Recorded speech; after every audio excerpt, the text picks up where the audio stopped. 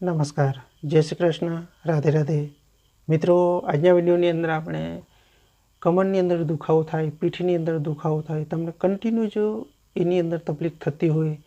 તમે ઘણા વખતથી કમરના દુખાવાથી પરેશાન થઈ ચૂક્યા હોય, તો એનો ઈલાજ આપણે આયુર્વેદિક રીતે કઈ રીતના કરી શકીએ અને એ ઈલાજ દ્વારા આપણે કેટલા સમય સુધી એની અંદર રિકવરી મળે અને કન્ટિન્યુ જો પીઠના દુખાવાથી તમે રાહત મેળવવી હોય, તમે છુટકારો મેળવવો હોય,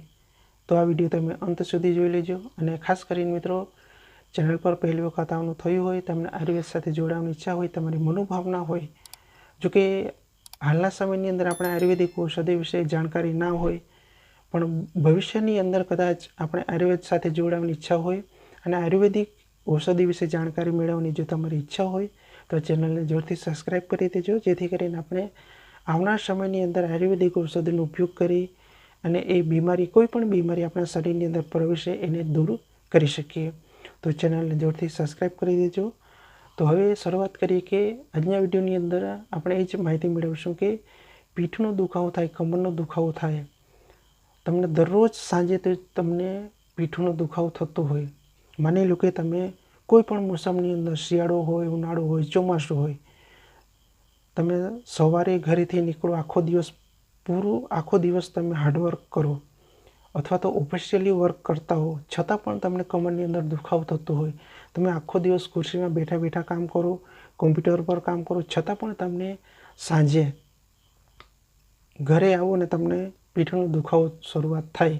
અથવા તો તમે મજૂરી કામ કરતા હો, કોઈ પણ કામ કરતા હો, છતાં પણ તમને પીઠની અંદર જો દુખાવો થતો હોય,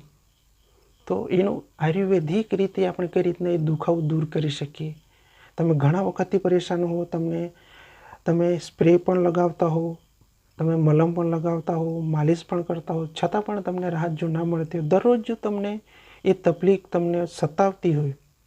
તો આ વિડીયો તમે અંત સુધી જોઈ લેજો, જેથી કરીને તમને પીઠનો દુખાવો, કમરનો દુખાવામાંથી તમે ધીરે ધીરે કરીને છુટકારો ચોક્કસપણે તમને મળી શકશે। તો ચાલો હવે શરૂઆત કરીએ। તો એની અંદર સૌથી પહેલાં તો આપણે તલ લેવાના, બરાબર છે, 20 ગ્રામ જેટલા આપણે તલ લેવાના, એને વાટી નાખો, અને ત્યારબાદ આપણે ગોળ લેવાનો 80 ગ્રામ, અને ત્રીજા નંબર છે મેં તો 2 થી 3 ગ્રામ આપણે સૂંઠ લેવાનું, બરાબર છે, એનું ચૂર્ણ લેવાનું। તો એ ત્રણેયને મિક્સ કરી દો અને તમે એનું જો સેવન કરશો, તમે સવારે ભૂખ્યા પેટે પણ 1 ચમચી લઈ શકો, અથવા તો સાંજ જમ્યા પછી પણ તમે એનો ઉપયોગ કરી શકો, તો પણ તમને પીઠનો જે દુખાવો થાય છે, કમર જકડાઈ જતી હોય, ઉઠવા બેસવામાં, ચાલવામાં, વજન ઉચકવામાં, જો અનેક પ્રકારની જો તમને તકલીફ થતી હોય, તો એની અંદર ઘણું સારું રિઝલ્ટ તમને ધીરે ધીરે કરીને ચોક્કસપણે મળી શકશે। અને ખાસ કરીને મિત્રો, અત્યારના સમયની અંદર ઘણા લોકોને એવી તકલીફ થાય છે કે હાથ પગની અંદર, ઘૂંટણની અંદર, કમરની અંદર, દરેક સાંધાઓની અંદર દુખાવો થતો હોય છે। દિવસ દરમિયાન તમે ઓછું કામ કરો અથવા હાર્ડવર્ક કરો, છતાં પણ જો તમને કમરની અંદર દુખાવો થતો હોય, તો પણ તમને એની અંદર રાહત ચોક્કસપણે મળી શકશે। કેમ કે અત્યારના સમયની અંદર આપણે સૌને ખ્યાલ છે કે જીવનશૈલી એકદમ બદલાઈ ચૂકી છે। ખાનપાનના લીધે આપણા શરીરની અંદર જેટલા પોષક તત્વો મળવા જોઈએ એટલા મળતા નથી, એના કારણે પણ આપણે અનેક બીમારીઓનો આપણે ભોગ બની રહે છે। તો એ બધી જે સમસ્યાઓ થાય છે, એના પણ આપણે આ જાણકારી હોવી જરૂરી છે। તો હવે બીજા નંબરનો ઉપચાર છે મિત્રો, તમારે તલનું તેલ લેવાનું, એની અંદર સૂંઠનું ચૂર્ણ નાખી દેવાનું, બરાબર છે, એને હલકા તાપે થોડું ગરમ કરો, વધારે ગરમ નથી કરવાનું, તેલ થોડું ગરમ થઈ જાય, ત્યારબાદ એ તેલથી જો તમે પીઠ ઉપર, કમર ઉપર તમે માલિશ કરો, દરરોજ સાંજે તમે કરી શકો, તો પણ તમને જે કમરનો દુખાવો કન્ટિન્યુ જો તમને થતો હોય, દરરોજ જો તમને સાંજે દુખાવો થતો હોય, તો એની અંદર તમને ઘણું સારું રિઝલ્ટ તમને મળી શકશે। તો આજના વિડીયોની અંદર મારે તમને જ જણાવવાનું હતું કે કમરનો દુખાવાથી તમે કાયમ માટે પરેશાન થઈ ચૂક્યા હોય, તો એનાથી છુટકારો આપણે કઈ રીતના મેળવી શકીએ। તમે ઘણી વખત તમને એવો અનુભવ પણ થતો હશે કે કમરની અંદર જે દુખાવો થાય છે, એની અંદર કદાચ મારા કરોડરજ્જુની અંદર કોઈક ને કોઈક મણકાની અંદર કોઈક તકલીફ હશે, એના કારણે પણ આ સમસ્યા બની શકે, અથવા તો મચકોડ પણ આવી શકે, એના કારણે પણ આ કમરની અંદર દુખાવો થાય પણ છતાં પણ તમને કરોડરજ્જુ પણ તમારે એકદમ સહી સલામત હોય, તમને કોઈ પણ પ્રકારની મચકોડ ના હોય, છતાં પણ જો તમને પીઠની અંદર દુખાવો થતો હોય તો એની અંદર આ 2 પ્રયોગ તમે કરી શકો. પહેલો પ્રયોગ છે તલ અને ગોળ અને સૂંઠ, અને બીજા નંબર છે તલના તેલની અંદર સૂંઠ નાખીને ગરમ કરી અને એ તેલથી તમે માલિશ કરો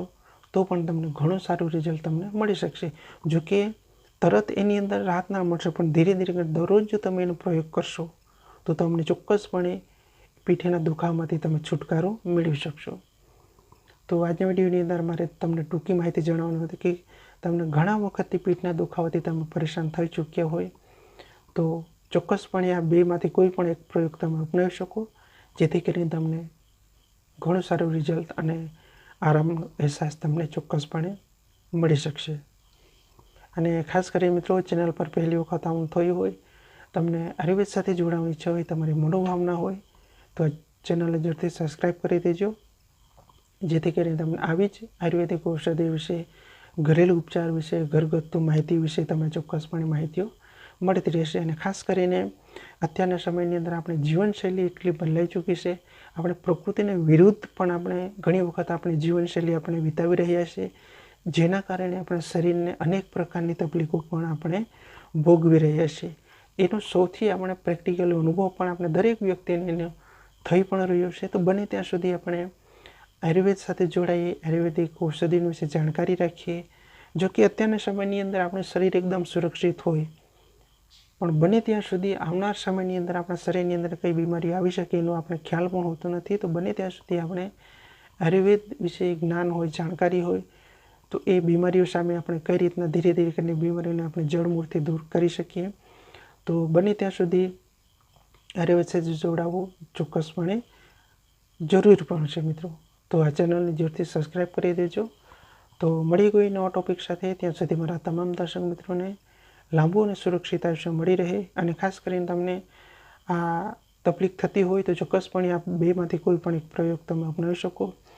અને તમારા મિત્ર વર્તુળની અંદર પણ આ શેર કરી શકો છો, જેથી કરીને